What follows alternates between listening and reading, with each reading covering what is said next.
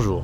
Aujourd'hui, je pense avoir remarqué que l'on vit dans une nouvelle génération où il y a de plus en plus de jeunes hommes et de jeunes femmes qui ont la patate, qui ont envie de tout défoncer dans la vie, qui ont envie de devenir des machines. Je saurais pas trop dire si c'est mon algorithme Instagram, du développement perso ou quoi, mais aujourd'hui, combien de jeunes ont envie de se mettre au sport de combat, par exemple, ont envie de devenir forts, ont envie de se transformer physiquement, ont envie de lancer des entreprises, de démarrer des projets, de s'émanciper de leurs conditions de vie qui ne leur sont pas favorables, en faisant du dropshipping ou je ne sais quoi qui leur permettrait de gagner des sous.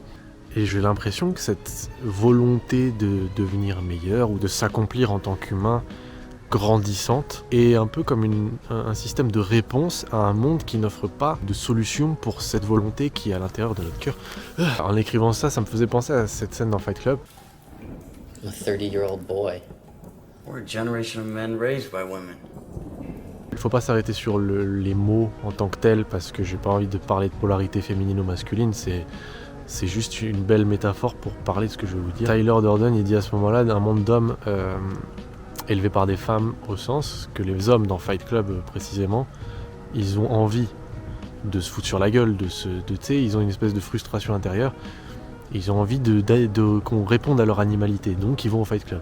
Aujourd'hui, le monde tel qu'il nous est servi sur un plateau n'offre pas de réponse à la volonté intérieure de s'élever. J'ai l'impression, en tout cas, cette espèce de schéma classique de vie qu'on nous propose, qui est tout simple, c'est faire des études, trouver un taf de merde, travailler, survivre pour travailler 5 jours par semaine en se disant que c'est pas grave parce qu'au moins on sera libre le week-end, et pour ne pas subir l'anxiété de devoir reprendre le lundi suivant, pendant ce même week-end, on s'intoxique, on s'éclate la gueule à l'alcool ou à je ne sais quoi, à des soirées ou des activités qui sont pas très saines. Et personnellement, je vais faire un peu le parallèle avec ma propre expérience de vie, puisque ces idées-là, c'est des trucs qui me viennent quand je fais un dialogue avec moi-même, comme un schizophrène par exemple. Mais comme tout le monde le fait dans leur tête, je me rappelle que quand j'étais au lycée, cette espèce de schéma qui se présentait devant moi, je le trouvais tellement dégueulasse. Puis, j'étais pas non plus capable de juste l'accepter tel qu'il est, le monde, pour m'en éloigner dans la paix intérieure, puisque j'avais 17 ans, j'étais mineur, et je savais pas quoi faire de ma vie. Donc, j'étais un peu coincé, et en étant coincé, j'ai été contraint de le haïr. Un petit peu à l'image de Lucifer qui déteste les hommes et le mal qu'ils peuvent créer sur la terre. Cette espèce de dégoût du monde des hommes peut vous amener, je pense, soit à sombrer dans les émotions les plus négatives, le ressentiment, la haine, la tristesse ou la colère, peu importe, ou bien le fait de voir la réalité et de la percevoir comme étant merdique peut vous amener à vous élever, à vouloir vous élever en tout cas et devenir quelqu'un de meilleur, de quelqu'un de plus libre. Et je pense que c'est ce qui s'est produit en moi. Je voulais à l'époque devenir un homme droit dans ses bottes, un homme accompli, un homme de valeur, qui fait ci et ça dans sa vie et machin, et qui est libre et qui a de l'argent et qui a ci et qui a ça. Et je fantasmais beaucoup le monde, je réfléchissais beaucoup, et à un moment donné, le temps était venu pour moi de partir voir de mes propres yeux ce monde pour tester, quoi, pour me lancer en fait, en route pour devenir quelqu'un d'accompli, quelqu'un de bien. Et je pense que c'est le cas de beaucoup de gens.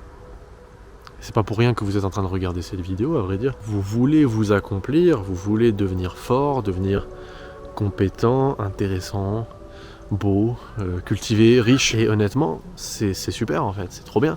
S'il y a de plus en plus de gens qui ont envie de devenir meilleurs, c'est génial. Vous avez envie d'accomplir des trucs, de devenir des machines, bah faites donc en fait, allez-y. Inscrivez-vous dans des clubs de sport de combat, de monter sur des rings pour tester vos peurs ou j'en sais rien. Prouvez votre force, allez à la salle pour transformer votre physique, créez votre business, lancez-vous sur YouTube. Peu importe ce que c'est, moi je vous dis allez-y parce que vous avez ça à l'intérieur de vous, ça brûle. Ne le réfrénez pas.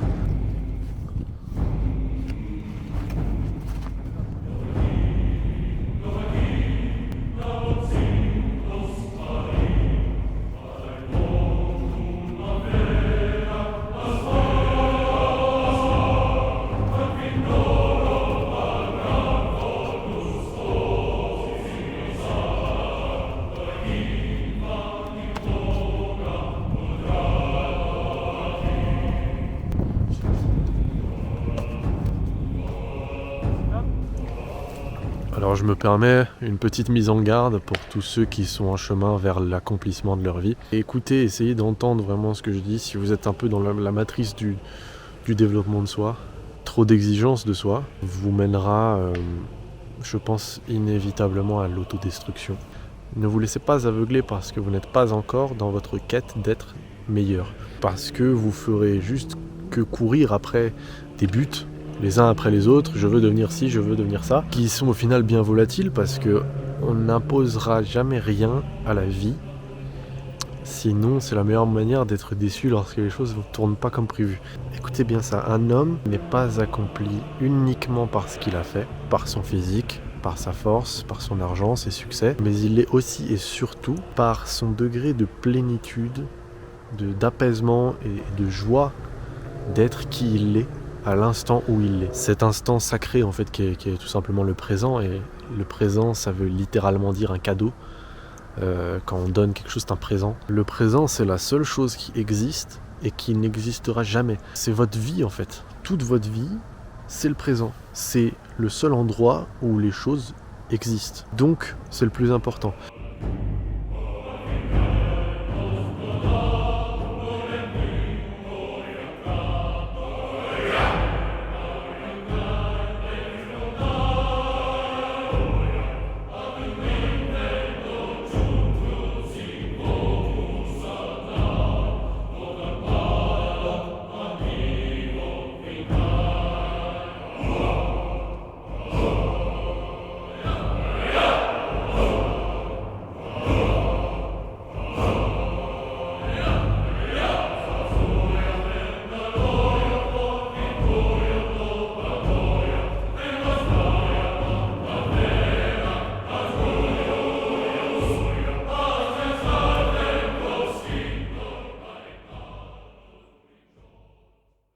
Alors, conseil ultime pour les jeunes fougueux que vous êtes, ça se résume en une phrase.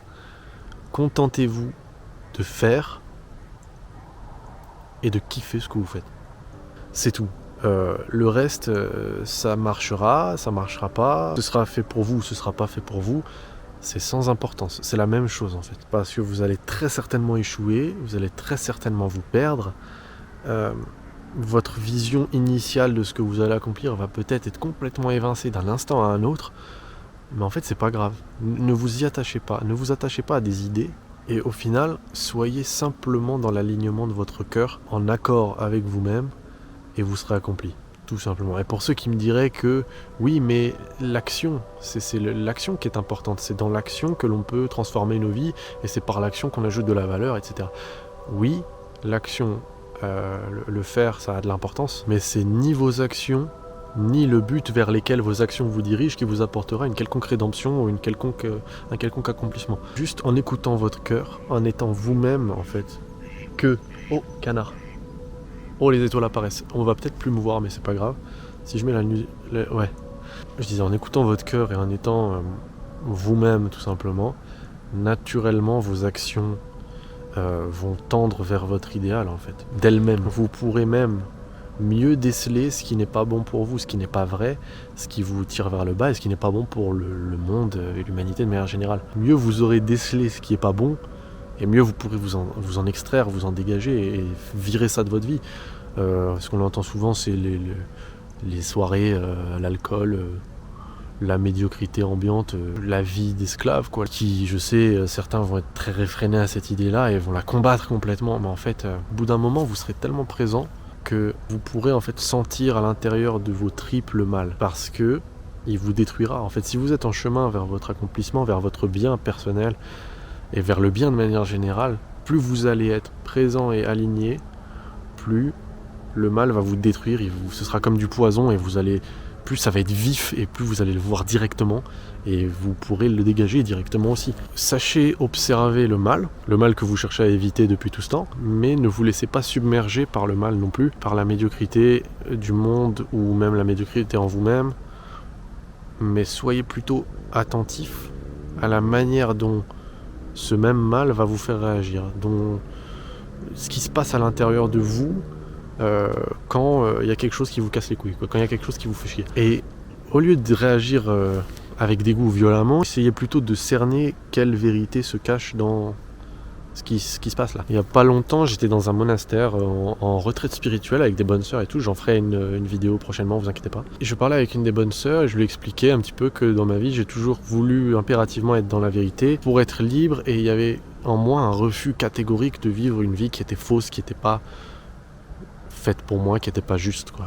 Cette dame, cette bonne sœur à qui je parlais, m'a cité une phrase qui disait un truc du style « Qui veut la vérité est amené à la lumière ». En fait, quand on veut la vérité, on est amené à regarder les choses en face, et certaines de ces choses ne sont pas forcément agréables à regarder. Mais ces choses, ce sont que des panneaux indicateurs, je pense, des espèces de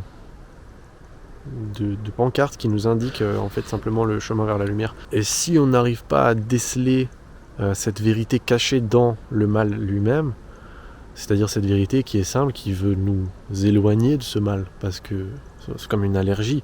Notre nature, c'est pas d'aller vers la merde, notre nature, c'est d'aller vers la lumière, je le pense très sincèrement. Si on ne décèle pas ça en regardant le mal, en fait, on peut s'y perdre complètement et sombrer dans l'obscurité la plus obscure. Mais on peut aussi, y a un autre piège face à ce mal, je pense, et c'est beaucoup plus vicieux parce qu'on s'en rend pas compte, en fait, que ça nous arrive. Et on trouve ça même complètement légitime, c'est de venir réagir en totale opposition au mal, en opposition dans la négativité, mais être dans la réaction, c'est pas la solution que nous a indiqué le grand patron, en fait. Le Christ nous disait de tendre l'autre joue, parce qu'en fait, détester, c'est se détruire, c'est souffrir, même si ce qu'on déteste, c'est le mal. Alors, vous qui êtes des êtres de lumière, gardez votre précieuse énergie pour des choses qui sont belles, en fait. Contentez-vous de faire et de kiffer. Mettez l'accent sur là où vous êtes là maintenant, et ce qui est bon, en fait, tout simplement. Le reste, on s'en bat les couilles, honnêtement. Je vous ferai une prochaine vidéo, peut-être pas la prochaine, mais celle d'après, un petit peu dans le même style, philosophie, tout ça, qui traitera de ma retraite spirituelle dans le monastère. Et je vous parlerai d'un thème qui est tout simple, c'est trouver la paix. Rien que ça. Mais où est-elle ? On se voit bientôt. En attendant, prenez soin de vous. N'hésitez pas à vous abonner si vous me découvrez pour me donner de la force. Me laisser un petit like, me mettre un commentaire si ça vous a plu, si vous avez des choses à dire. Je vous écouterai attentivement. À bientôt. Prenez soin de vous.